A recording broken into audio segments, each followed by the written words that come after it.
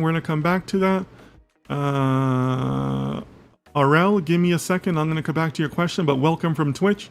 Arel, if you missed it, we do our global roll call. Let us know the city, state, country that you're from.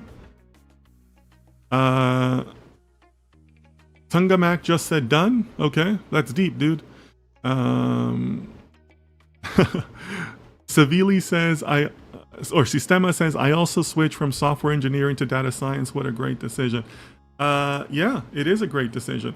You know what? It's funny that you mentioned this because right after this finishes, by the way, guys, when I run these streams, after this finishes, I might do some other recording.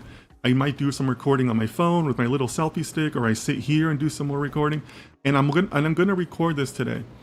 I'm gonna record how I made that transition, a mid-career transition into data science from software engineering.